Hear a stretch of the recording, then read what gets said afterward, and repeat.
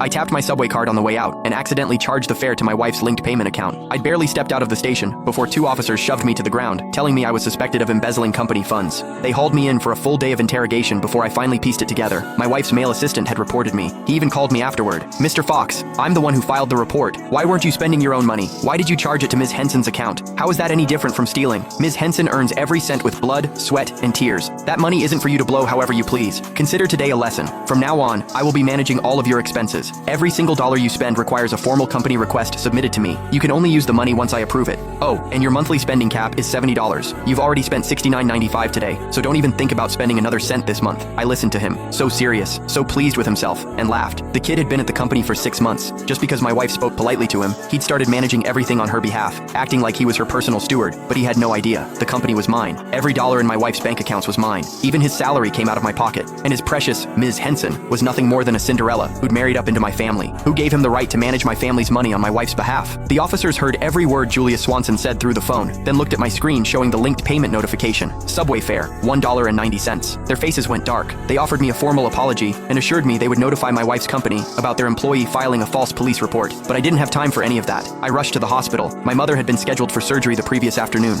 She needed my signature. I never expected to get dragged away the second I stepped off the subway. A full day and night lost. I didn't dare imagine how much her condition might have deteriorated. I burst through the hospital doors and nearly collided with the doctors, who grabbed me by the arms. "Hurry, Mr. Fox, sign now so we can prep for surgery." I signed as fast as my hand could move, then ran to the billing counter. I handed over every bank card in my wallet. The nurse slid them all back across the counter. "Mr. Fox, there's nothing in any of these accounts." My blood went cold. "That's impossible. These cards have tens of millions between them at the very least. How can there be nothing left?" Julia Swanson's words from earlier flashed through my mind, and it hit me. He must have transferred every last cent out of my accounts. I pulled out my phone and called my wife. A few rings, then the line connected. "Honey, But instead of her voice, Julia Swanson's impatient tone cut through the speaker. "Mr. Fox, are you serious right now? Give it a rest. So your spending got restricted. Is that really worth running to tattle about? Let me save you the trouble. Complaining won't change anything. Ms. Henson personally told me to rein you in." I swallowed the anger clawing up my throat. There was no time to argue with him. I got straight to the point. "I'm at the hospital. I need money. Transfer my funds back. Now. Or put my wife on the phone. I need to speak with her." His voice came back through the line, dripping with self-importance. "Ms. Henson is busy. She doesn't have time for your little problems. She's given me full authority to handle this. You need money? Sure. Do what I told you. Submit a formal company request.